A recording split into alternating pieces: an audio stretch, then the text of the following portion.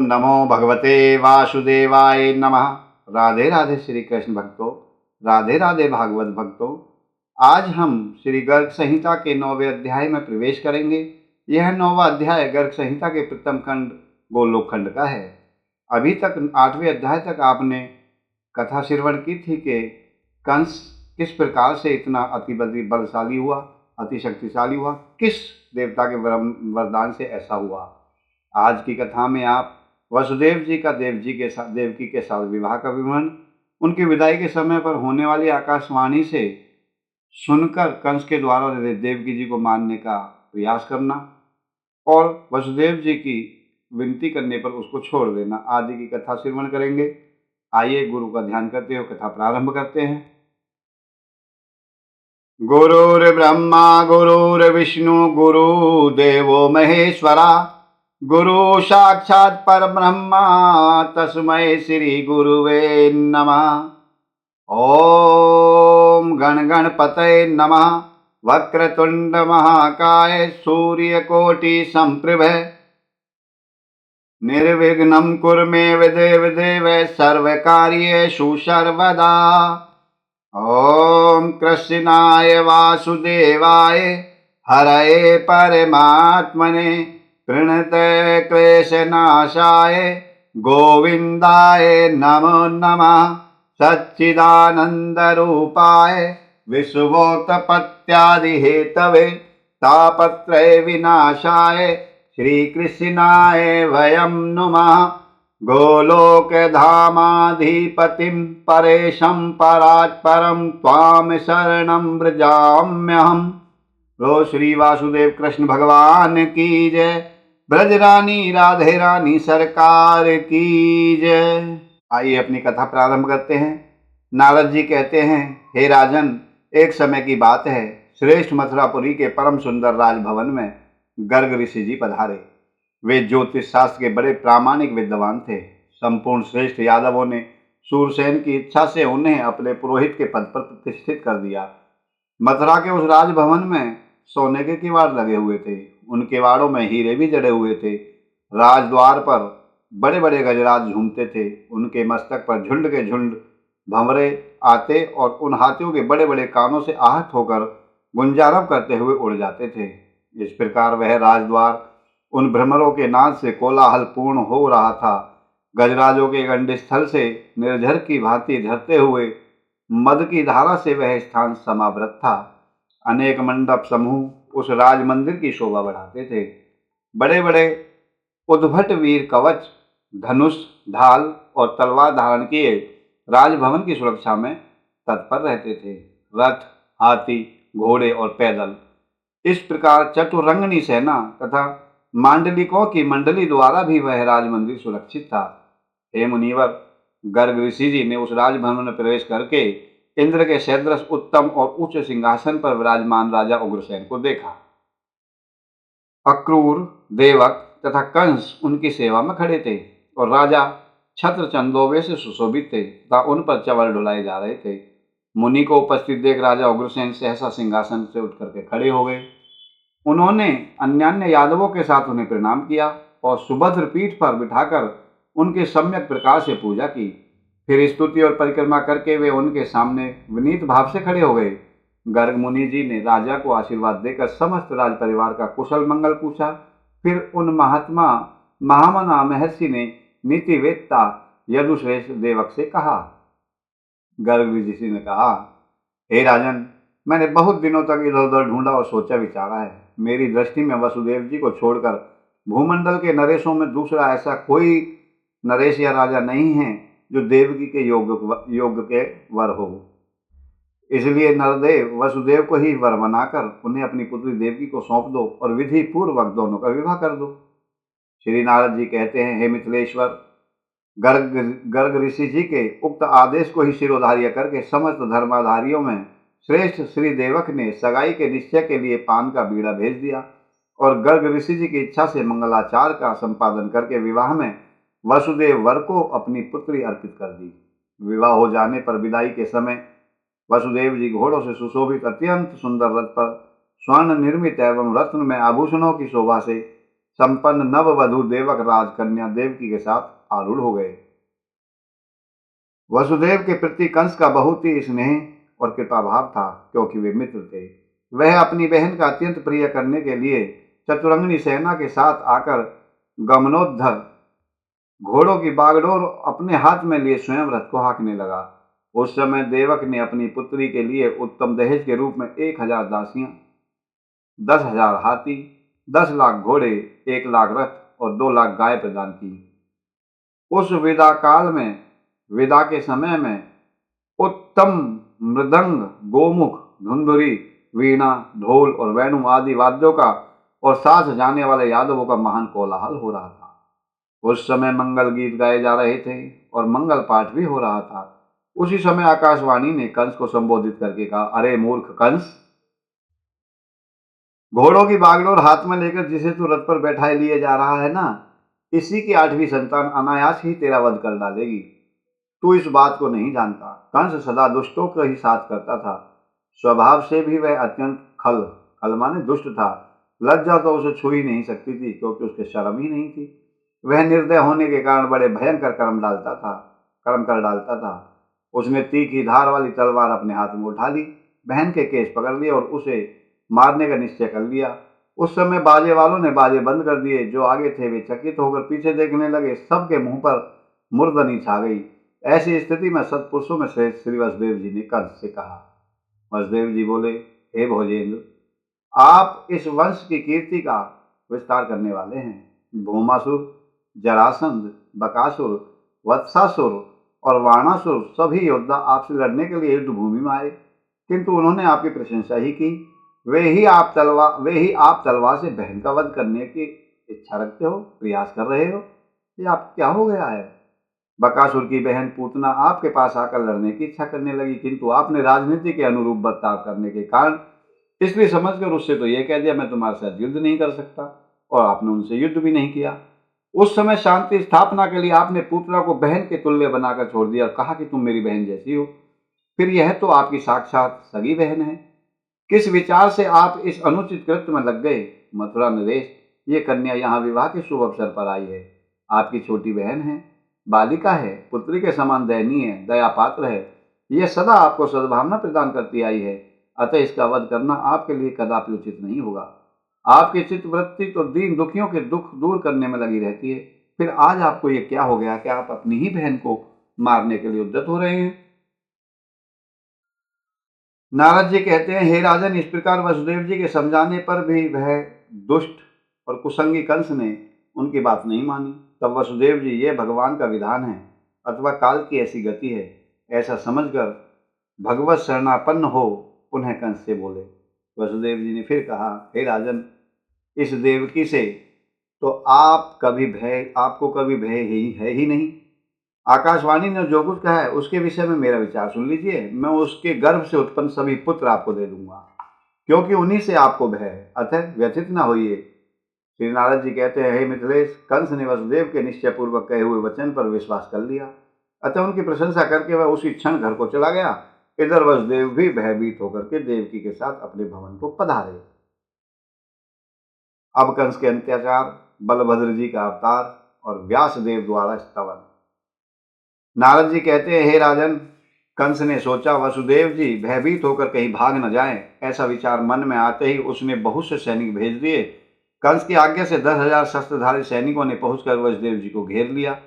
वसुदेव जी के घर को घेर लिया। वसुदेव जी ने यथा समय देवकी के गर्भ से 8 पुत्र उत्पन्न किए।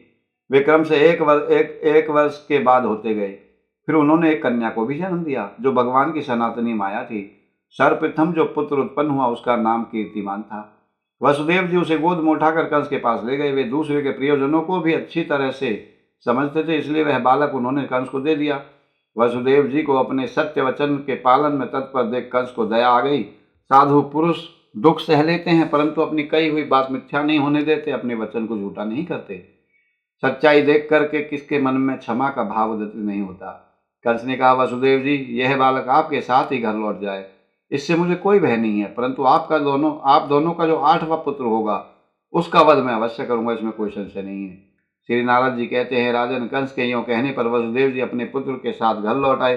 परंतु उस दुरात्मा के वचन को उन्होंने तनिक भी सत्य नहीं माना। उस समय आकाश से उतरकर मैं मतलब नारद जी कह रहे हैं, नारद जी वहां गए। उग्रसेन कुमार कंस ने मुझे नतमस्तक झुकाकर मेरा स्वागत सत्कार किया और मुझसे देवताओं का अभिप्राय पूछा। उस समय मैंने उसे जो उत्तर दिया वह मुझसे सुन लो। नारद जी कहते, मैंने कहा, नंद आदि गो वसु के अवतार हैं और वसभानु आदि देवताओं के। नरेश्वर कंस इस ब्रजभूमि में जो गोपियां हैं उनके रूप में वेदों की ऋचाएं आदि यहाँ निवास करती हैं। मथुरा में वसुदेव आदि जो वृष्णिवंशी हैं वे सब के सब मूलतः देवता ही हैं। देवकी आदि संपूर्ण स्त्रियां भी निश्चय ही देवांगनाएं हैं। 7 बार गिन लेने पर सभी अंक 8 ही हो जाते हैं। तुम्हारे घात की संख्या से गिना जाए तो यह प्रथम बालक ही 8वां हो सकता है, क्योंकि देवताओं की वामतो गति है। श्री नारद जी कहते हैं, मिथिलेश्वर उससे यूँ कहकर जब मैं चला गया तब देवताओं द्वारा किए गए दैत्यवध के लिए उद्योग पर कंस को बड़ा क्रोध हुआ।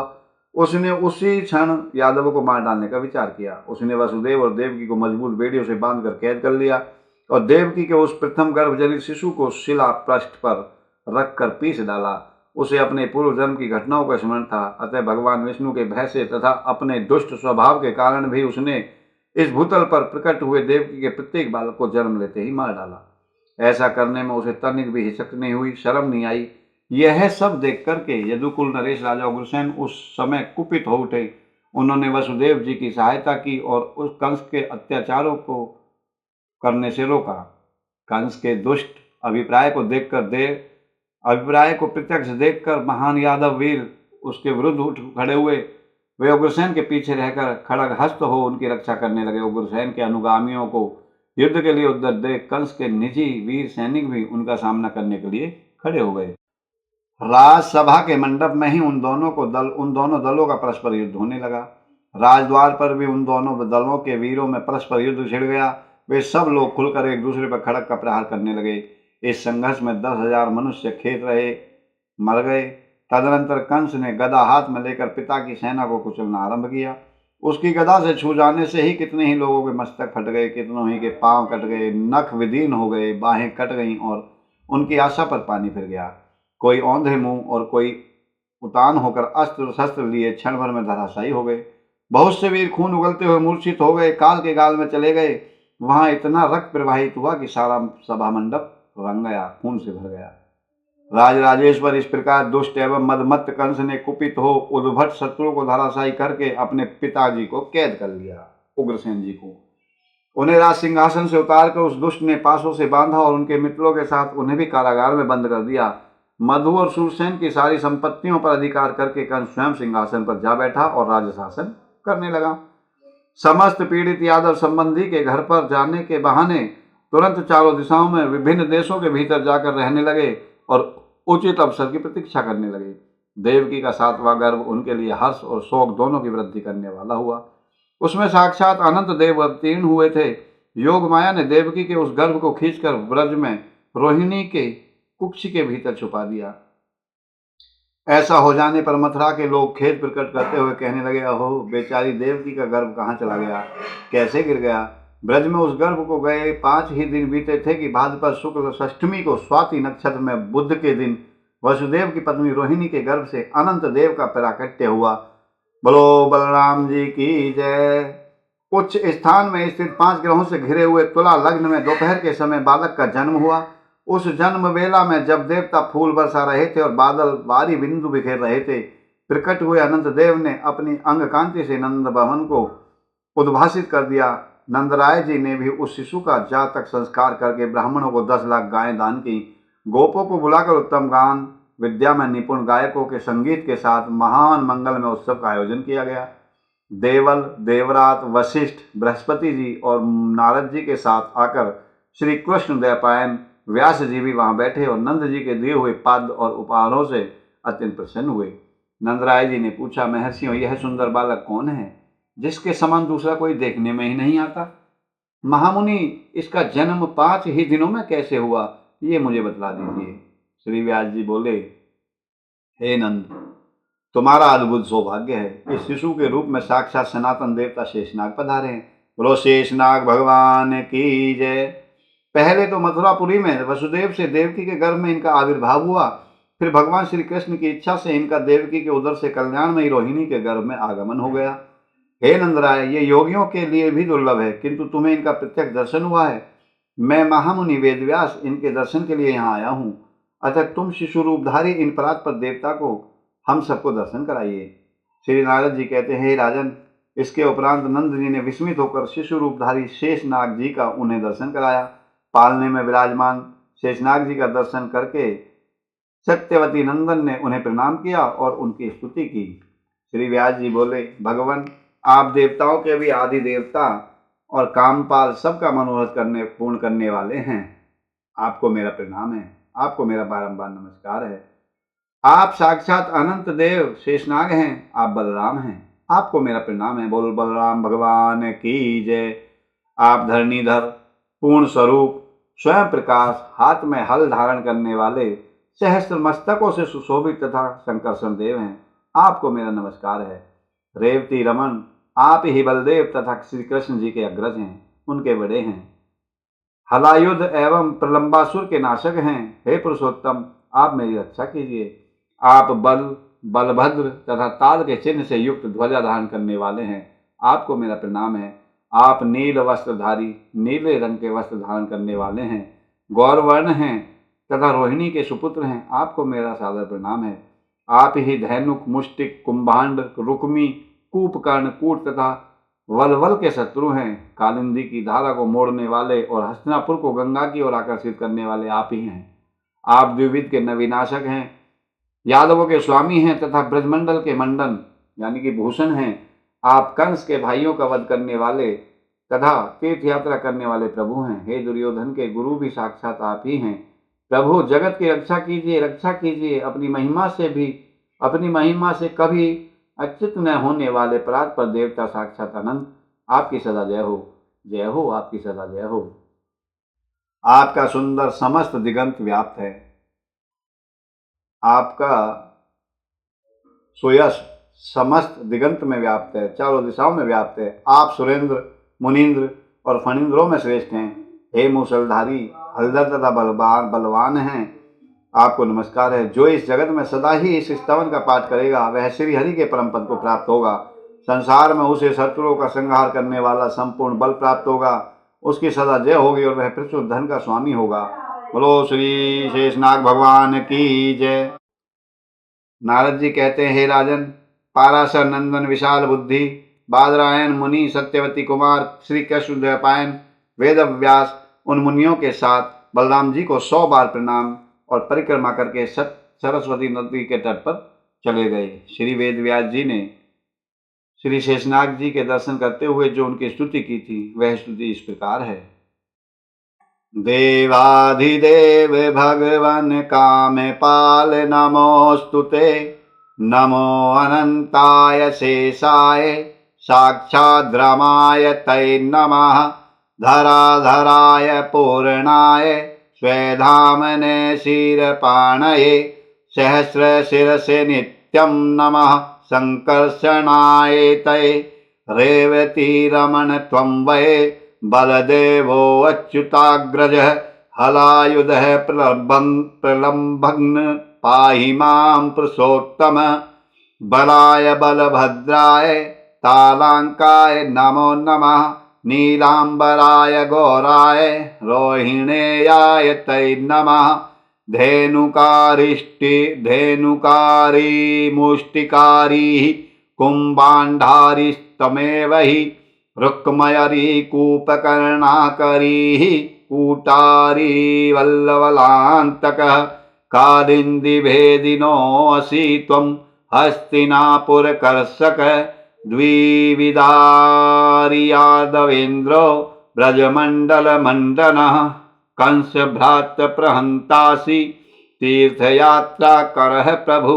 दुर्योधन गुरुः साक्षात्, पाहि पाहि प्रभो जगत्। जय जयाच्युत देव परात्पर, स्वमनंत दिगंत श्रुतः। सुरमुनीन्द्र फणीन्द्र वराय ते, मुसलिने बलिने हलिने नमः। इहि पठेत सततं स्तवनं तु यः, सेतु हरेः परमं पदमाव्रजेत् जगति सर्वबलं त्वरीरमर्दनं भवति तस्य जय स्वधनं धनम। बोलो श्री वासुदेव भगवान की जय। बोलो श्री शेषनाग भगवान की जय। श्री बलदाऊ भैया की जय। बलराम देव की जय।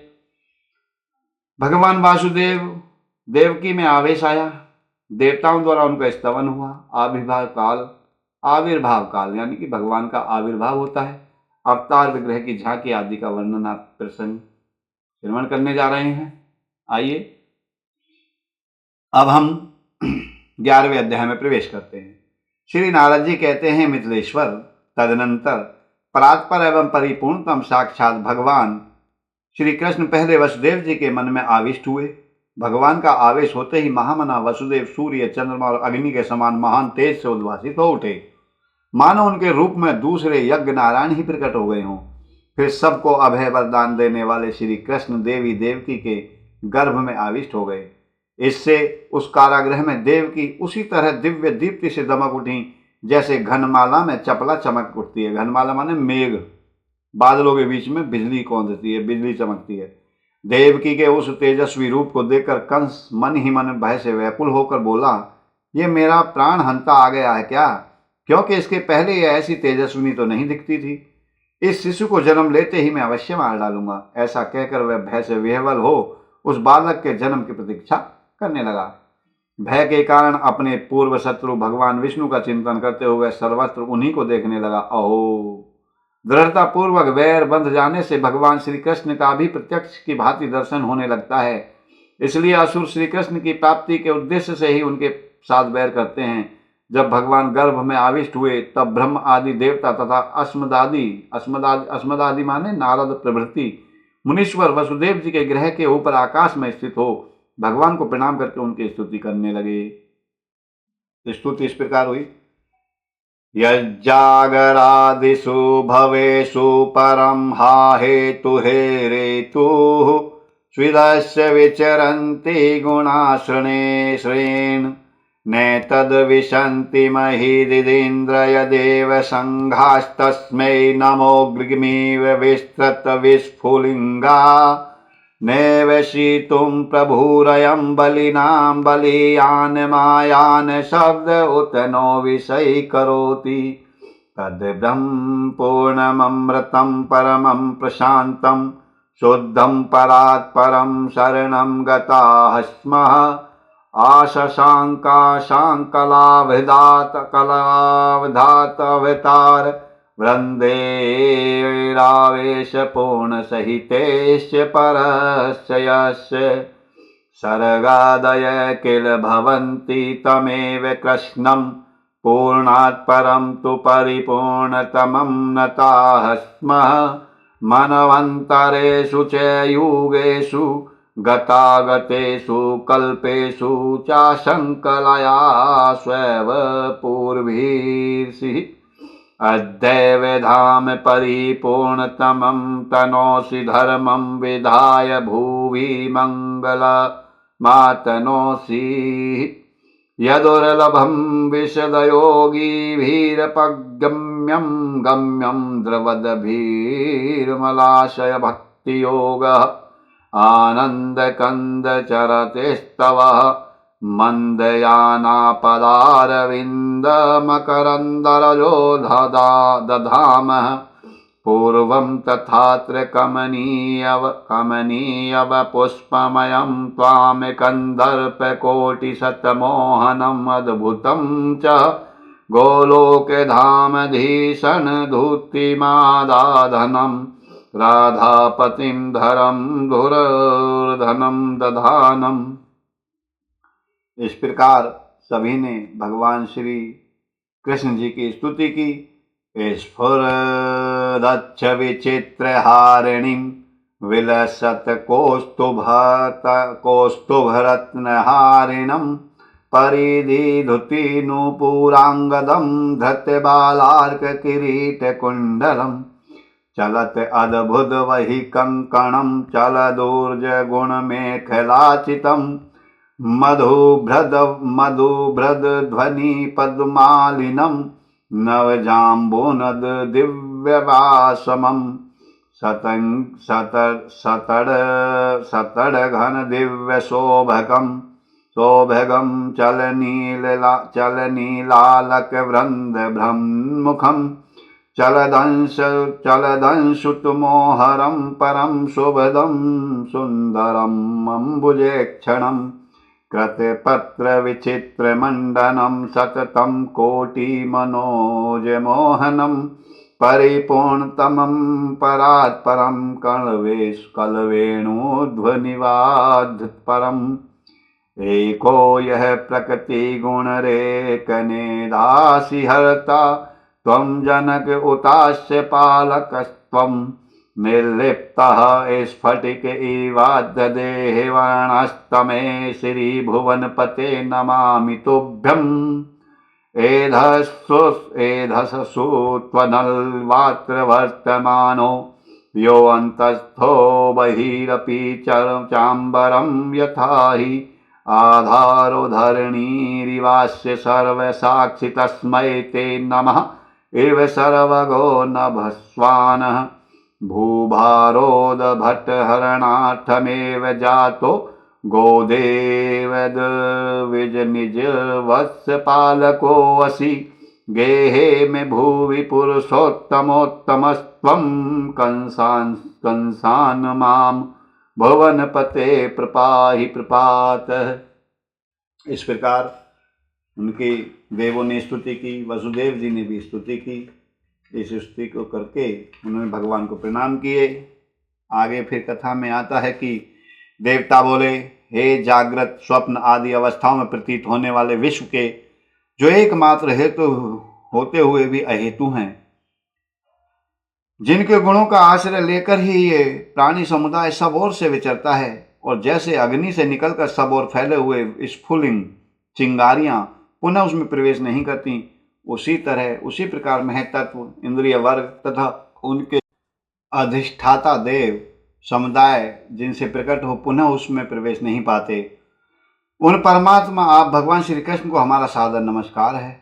बलवानों में भी सबसे अधिक बलिष्ठ ये काल भी जिन पर शासन करने में समर्थ नहीं है, माया भी जिन पर कोई प्रभाव नहीं डाल सकती, तथा नित्य शब्द अर्थात वेद जिनको अपना विषय नहीं बना पाता, उन परम अमृत प्रशांत शुद्ध परात्पर पूर्ण ब्रह्म स्वरूप आप भगवान के हम शरण में आए हैं, जिन परमेश्वर के अंशावतार, अशांशावतार, कला अवतार, आवेशावतार तथा पूर्णव अवतार सहित विभिन्न अवतारों द्वारा इस विश्व के सृष्टि पालन आदि कार्य संपादित होते हैं, उन्हीं पूर्ण से भी परे परिपूर्णतम भगवान श्री कृष्ण को मैं प्रणाम करता हूँ।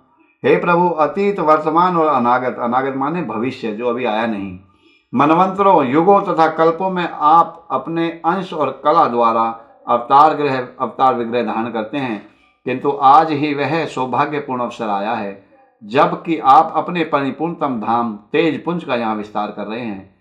अब इस परिपूर्णतम अवतार द्वारा भूतल पर धर्म की स्थापना करके आप लोक में मंगल कल्याण का प्रसार करेंगे। आनंद कंद देव की नंदन आपकी जो चरण रज विशुद्ध अंत्यकरण वाले योगियों के लिए भी दुर्लभ और अगम्य है, वही उन बड़भागी भक्तों के लिए परम सुलभ है जो अपने निर्मल हृदय में भक्ति योग धारण करके सदा प्रीति रस में निमग्न हो द्रवित चित्त रहते हैं। शिशु रूप में मंद मंद विचरने वाले आपके चरणार विंदों के मकरंद एवं पराग को हम आशानुराग सिर पर धारण करें, यही हमारी आंतरिक अभिलाषा है। आप पहले से ही परम कमनीय कलेवरधारी हैं, और यहाँ इस अवतार में भी उसी कमनीय रूप से आप सुशोभित होंगे। आपका रूप कोटि सत्काम देवों को भी मोहित करने वाला और परम अद्भुत है। आप गोलोक धाम में धारित दिव्य दीप्ति राशि को यहाँ भी धारण करेंगे। सर्वोत्कृष्ट धर्म धन के धार्यता आप श्री राधा वल्लभ जी को हम प्रणाम करते हैं। बोलो श्री राधा वल्लभ भगवान की जय।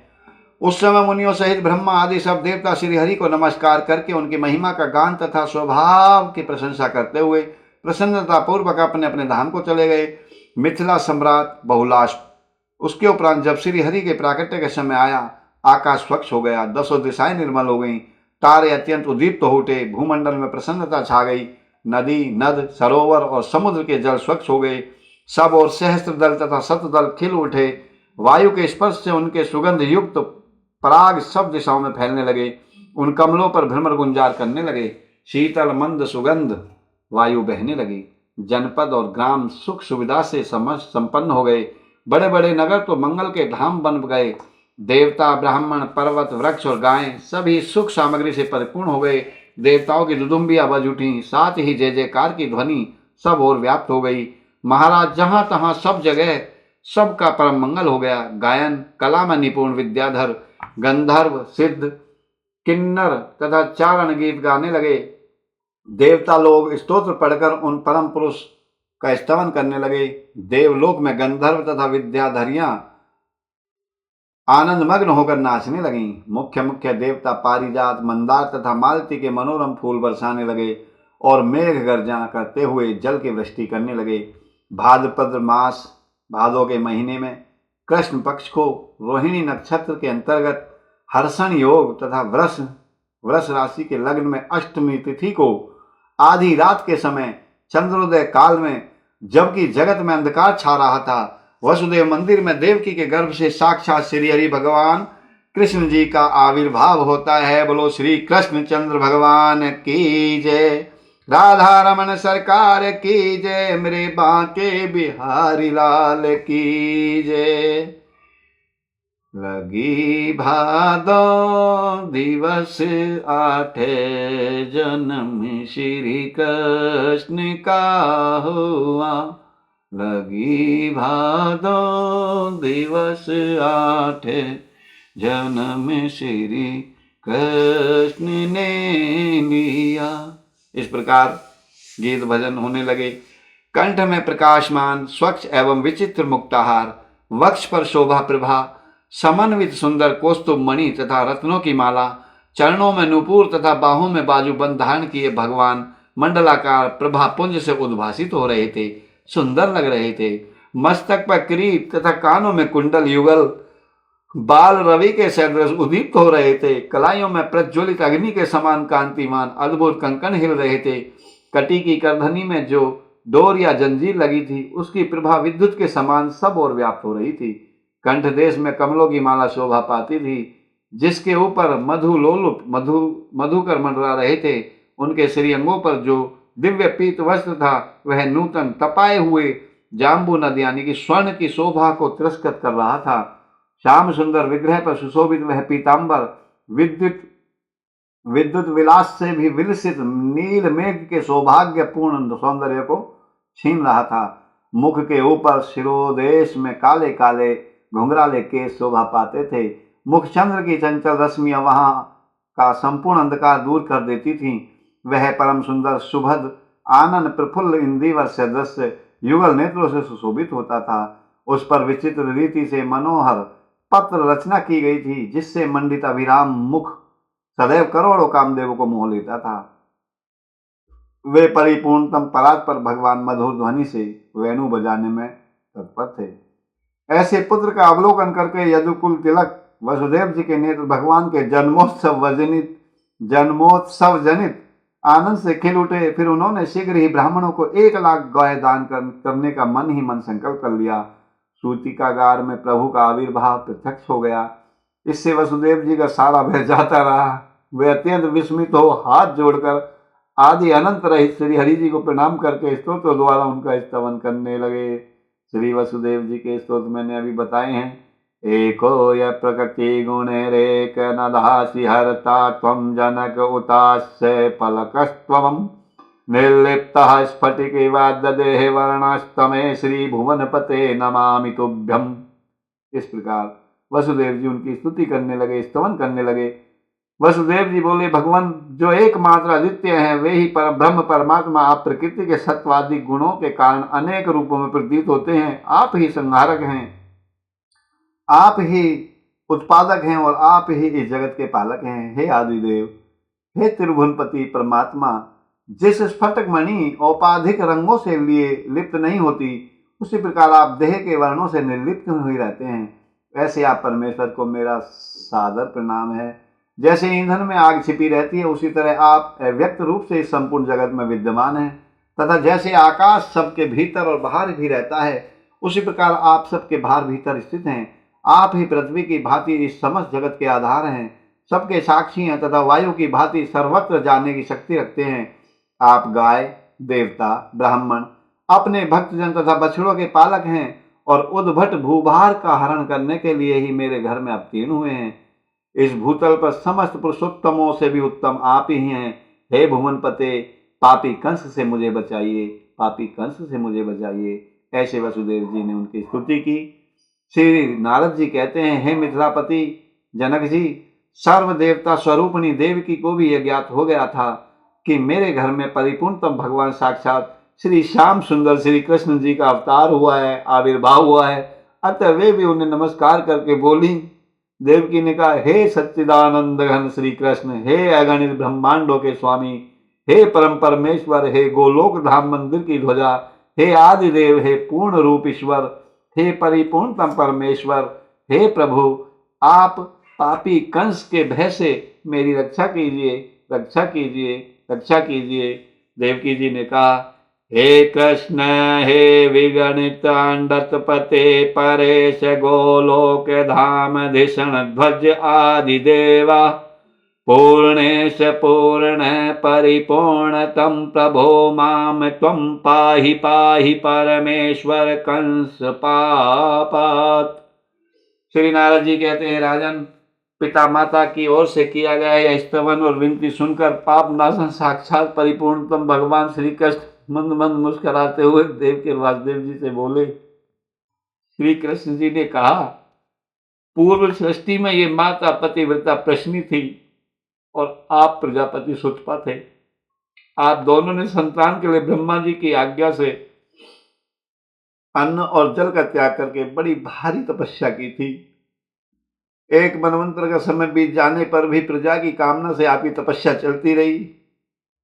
तब मैं आप दोनों पर प्रसन्न होकर बोला, आप लोग कोई उत्तम वर मांग लो। मेरी बात सुनकर आप तत्काल बोले, प्रभु, हम दोनों को आपके समान पुत्र प्राप्त हो। उस समय तथास्तु कहकर जब मैं चला आया, तब आप दोनों दंपत्ति अपने पुण्य कर्म के फलस्वरूप प्रजापति हुए। संसार में मेरे समान तो कोई पुत्र है ही नहीं। यह विचार कर मैं स्वयं ही परमेश्वर ही आपका पुत्र बन गया। और उस समय भूतल पर मैं प्रश्नी गर्भ नाम से विख्यात हुआ। फिर दूसरे जन्म में जब आप कश्यप और अदिति हुए, तब मैं आपका पुत्र वामन आकार वाला उपेंद्र हुआ। उसी प्रकार जब इस वर्तमान जन्म में मैं परात्पर परमेश्वर आप दोनों का पुत्र हूँ। पिताजी, अब आप मुझे नंद भवन में पहुंचा दीजिए। इससे आप दोनों को कंस से कोई भय नहीं होगा। नंदराय की पुत्री को यहाँ लेकर आओ और आप सुखी हो जाओ। श्री नारद जी कहते हैं, हे राजन, ऐसा कहकर भगवान श्री मौन हो गए। उन दोनों के देखते देखते वर्तमान स्वरूप का दृश्य करके बाल रूप में आकर पृथ्वी पर पड़ गए। जैसे किसी नट ने क्षण भर में वेश परिवर्तन कर लिया हो। शिशु को पालने में सुलाकर ज्यों ही वसुदेव जी ले जाने को उद्यत हुए, त्यों ही महावन में नंदन पत्नी के गर्भ से योग माया ने स्वतः जन्म ग्रहण कर लिया। उसी के प्रभाव से सब लोग सो गए। पहरेदार भी नींद में लग गए, नींद लेने लगे। सारे दरवाजे मानो किसी ने खोल दिए हुए। साकल और अर्गलाएं टूट फूट गई। श्री कृष्ण को माथे पर लिए, सिर पर लिए एक छाछ में जब वसुदेव जी गृह से बाहर निकले, उस समय उनके भीतर का अज्ञान और बाहर का अंधेरा स्वतः दूर हो गया। ठीक उसी तरह जैसे सूर्योदय होने पर अंधकार का तत्काल नाश हो जाता है, आकाश में बादल घिर आए और वे जल की वृष्टि करने लगे।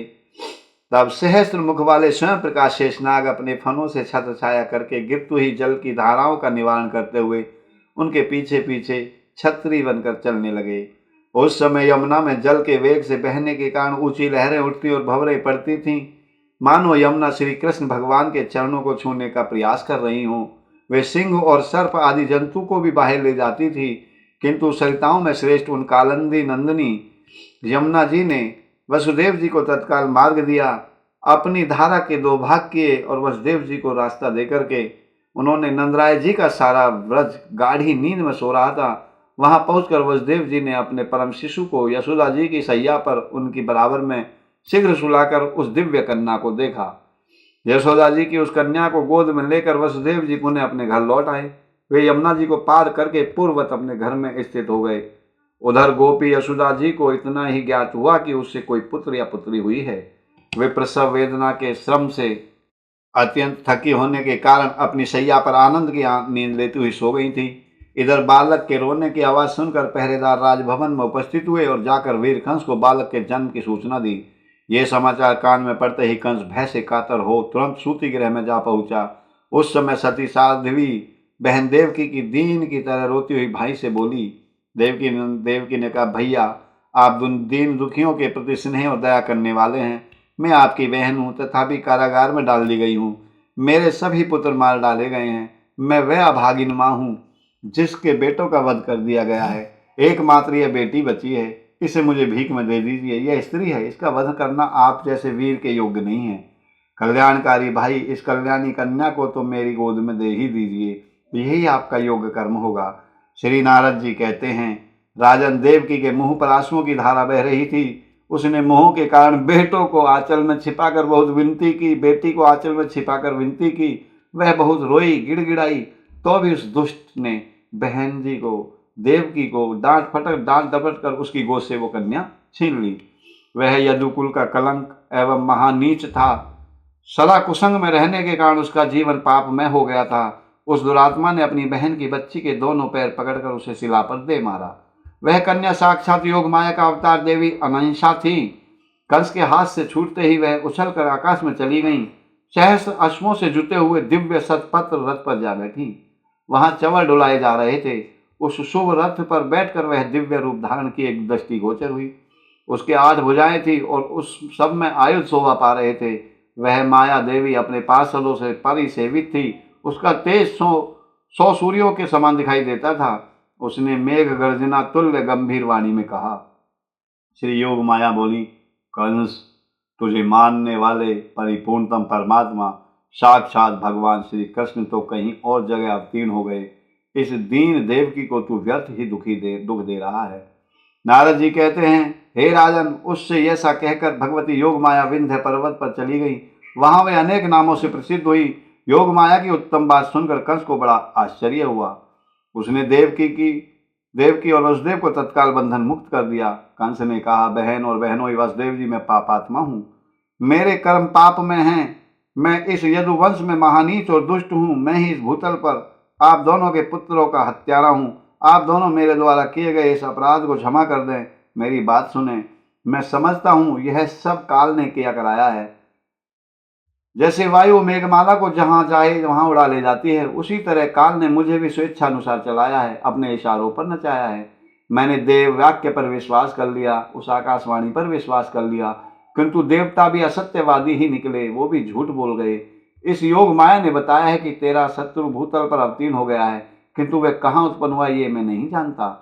श्री नारद जी कहते हैं, राजन, ऐसा कहकर कंस बहन और बहनोई के चरणों पर गिर पड़ा और फूट फूट कर रोने लगा। उसके मुंह पर अश्रुधारा बह चली। उसने उन दोनों के प्रति सौहार्द अत्यंत स्नेह दिखाते हुए उनकी बड़ी सेवा की। अहो, परिपूर्णतम प्रभु श्री कृष्ण चंद्र के दयादान दक्ष कटाक्षों से भूतल पर क्या नहीं हो सकता। इसके उपरांत प्रातः काल दुरात्मा कंस ने प्रलंब आदि बड़े बड़े असुरों को बुलाया और योग माया ने जो कुछ कहा था वह सब उनसे कह सुनाया। कंस ने कहा, मित्रों, जैसा कि योग माया ने बताया है, मेरा विनाश करने वाला शत्रु पृथ्वी पर कहीं उत्पन्न हो गया है, अवतीर्ण हो गया है। अतः तुम लोग जो 10 दिन के भीतर उत्पन्न हुए शिशु हैं और जिनको जन्म लिए 10 दिन से अधिक निकल गए हैं, उन समस्त बालकों को मार डालो। दैत्यों ने कहा, महाराज, जब आप द्वंद्व युद्ध में उतरे थे, उस समय रणभूमि में आपके चढ़ाए हुए धनुष की टंकार सुनकर सब देवता भाग खड़े हुए थे। फिर उन्हीं से आप भय क्यों मान रहे हैं? गाय, ब्राह्मण, साधु, वेद, देवता तथा धर्म और यज्ञ आदि जो दूसरे दूसरे तत्व हैं, वे ही भगवान विष्णु के शरीर माने गए हैं। इन सब के विनाश में दैत्यों का बल ही समर्थ माना गया है। यदि महाविष्णु जो आपका शत्रु है इस पृथ्वी पर उत्पन्न हुआ है, तो उसके वध का यही उपाय है कि गाय, ब्राह्मण आदि की विशेष रूप से हिंसा का अभियान चलाया जाए। नारद जी कहते हैं, राजन, कंस ने दैत्यों को यह करने की आज्ञा दे दी। इस प्रकार उसका आदेश पाकर वे महान उद्भट दुष्ट दैत्य आकाश में उड़कर चल दिए और गाय, ब्राह्मण आदि को दुख देने लगे, पीड़ा देने लगे और नवजात बालकों की हत्या करने लगे। समुद्र पर्यंत समस्त भूमंडल में वे इच्छानुसार रूप धारण करने वाले दैत्य सर्पों और चूहों की तरह घर घर में घुसने और विचरने लगे। उद्भट दैत्य तो स्वभाव से ही कुमारगामी होते हैं, उस पर भी ये उन्हें कंस की ओर से प्रेरणा प्राप्त हो गई थी। एक तो बंदर, फिर वह मद्यपान कर ले और उस पर भी उसे बिच्छू डंक मार दे तो उसकी चपलता के लिए क्या कहना। उसी दशा में ऐसी ही दशा उन दैत्यों की थी। वे भूत ग्रस्त से हो गए थे। विदेह कुल नंदन मैथिली नरेश विष्णु भक्त धर्मात्माओं में मुख्य परम तपस्वी प्रतापी अंगराज बहुलाश जनक भूमंडल पर साधु संतों की अवहेलना धर्म अर्थ काम और मोक्ष इन चारों पुरुषार्थों का संपूर्णतः नाश कर देती है। बोलो सच्चिदानंद भगवान श्री कृष्ण जी की जय। बोलो यदुनंदन भगवान की जय। राधा रमण सरकार की जय। आइए अब हम युगल सरकार की आरती करते हैं। ओम नमो भगवते वासुदेवाय। आरती युगल किशोर की कीजे, तन मन धन न्योछावर कीजे। आरती युगल किशोर की कीजे, तन मन धन न्योछावर कीजे। गौर श्याम मुख निरखन लीजे, हरि का स्वरूप नयन भर पीजे। गौर श्याम मुख निरखन लीजे, हरि का स्वरूप नयन भर पीजे। तन मन धन न्योछावर कीजे, आरती युगल किशोर की कीजे। रवि शशि कोटि बदन की शोभा, ताहि निरख मेरो मन है लोभा। रवि शशि कोटि बदन की शोभा, ताहि निरख मेरो मन लोभा। तन मन धन न्योछावर कीजे, आरती युगल किशोर की कीजे। ओढ़े नील पीत पट सारी, कुंज बिहारी गिरवर धारी। ओढ़े नील पीत पट सारी, कुंज बिहारी गिरवर धारी। तन मन धन न्योछावर कीजे, आरती युगल किशोर की कीजे। आरती श्री युगल किशोर की कीजे। फूलन सेज फूल की माला, रत्न सिंहासन बैठे नंद लाला। फूलन सेज फूल की माला, रत्न सिंहासन बैठे नंद लाला। तन मन धन न्योछावर कीजे, आरती युगल किशोर की कीजे। आरती युगल किशोर की कीजे। कंचन थाल कपूर की बाती, हरि आए निर्मल भई छाती। कंचन थाल कपूर की बाती, हरि आए निर्मल भई छाती। तन मन धन न्योछावर कीजे, आरती युगल किशोर की कीजे। आरती युगल किशोर की कीजे। श्री पुरुषोत्तम गिरवर धारी, आरती करे सकल नर नारी। श्री पुरुषोत्तम गिरवर धारी, आरती करे सकल नर नारी। तन मन धन न्योछावर कीजे, आरती युगल किशोर की कीजे। आरती युगल किशोर की कीजे। नंद नंदन ब्रज भान किशोरी, परमानंद स्वामी अविचल जोड़ी। नंद नंदन ब्रज भान किशोरी, परमानंद स्वामी अविचल जोड़ी। तन मन धन न्योछावर कीजे, आरती युगल किशोर की कीजे। आरती युगल किशोर की कीजे। बोलो श्री युगल सरकार की जय। बाके बिहारी लाल की जय। राधा रमण सरकार की जय। एक और आरती युगल सरकार जी की है। आरती प्रीतम प्यारी की के बनवारी नथवारी की। आरती प्रीतम प्यारी की के बनवारी नथवारी की।